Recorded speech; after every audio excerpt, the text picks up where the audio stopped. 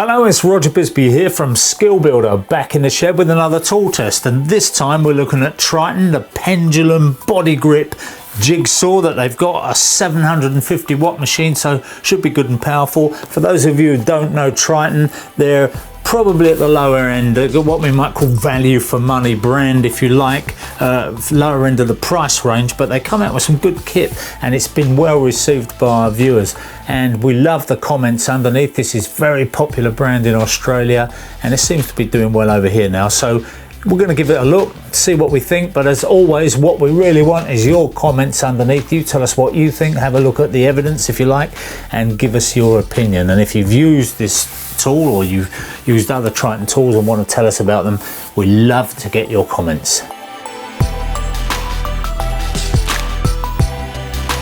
It's got to be that way round. They've got to go on there and that's got to go on there. Here's the track. The track comes in 2 lengths, which you can join together with a joining strip. There's an Allen key in there. Kind of like that idea of having short track that joins together, because a lot of the time you won't want to use a long track if you're just cutting across a bit of worktop or something like that. And I reckon, without looking at the instructions, that we just put that together like that, loosen up all the little grub screws. So it would be really nice, I don't know whether they've done it or not, but a couple of extra grub screws would be nice, because once you lose these little fellas, getting hold of new ones sometimes not that easy. If we position that roughly halfway across the join, do that up again.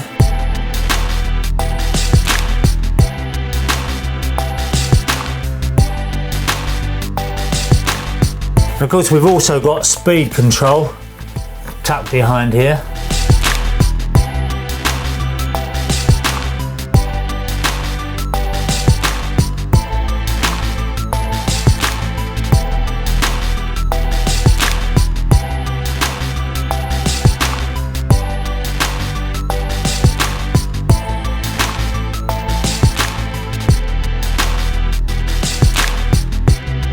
Okay, I've spent a long time messing around with this machine. I've done quite a number of cuts through chipboard and all sorts of things, and I've tried it on the angle, I've tried it on the straight, I've tried it with the rail.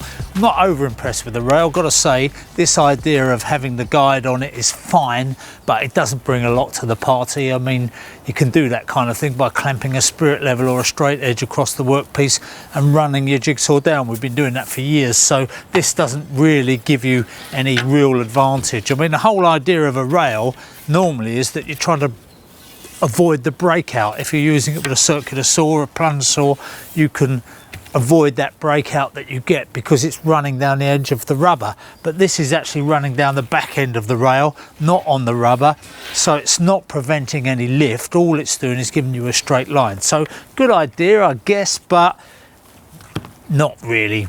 It's a bit of a gimmick, I'd say.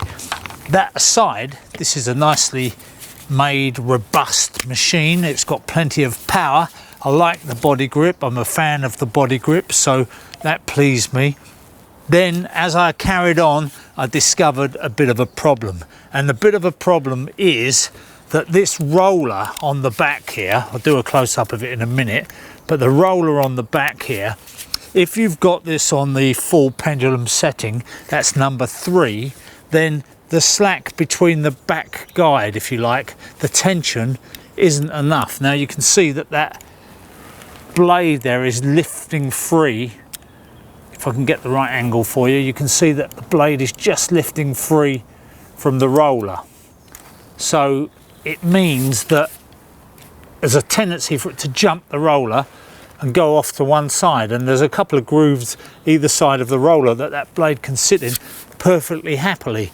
And if you see that now, you might think that blade was actually in the roller guide, but it's not, it's off to one side. And I was finding I was cutting, thinking I was doing all right. It was a bit hard, but I didn't suss out what was going on. And then I discovered that it's just jumping in and out of that roller. Now, is it the fact that there's not enough tension behind that roller to keep on that blade, or is it the blade hasn't got enough tension on it to do that job. So I don't know, but that is pretty slack, you can see.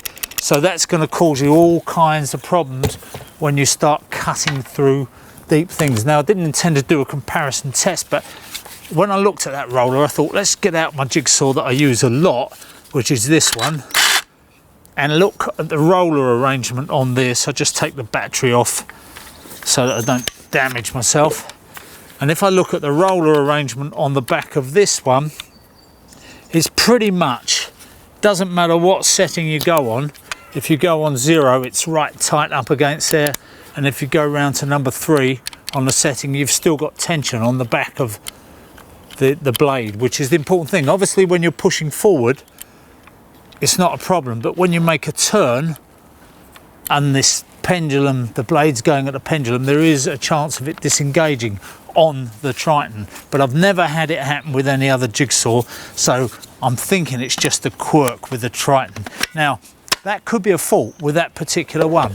Let's say, you know, we do get tools that are sent to us sometimes as a fault with them, and we send them back to the manufacturer, they send us another one, there's no problem. So we will back this Triton, but in fairness, I've got to speak as I find and say that that was something that would put me off majorly from buying this tool, which is a great shame because I like Triton and I'd like it to have done better than it did, but that fault alone is enough to make me give it a thumbs down. So that's all I can say. I've got to speak honestly, and it's one of those occasions where I can't really give you a glowing report on it.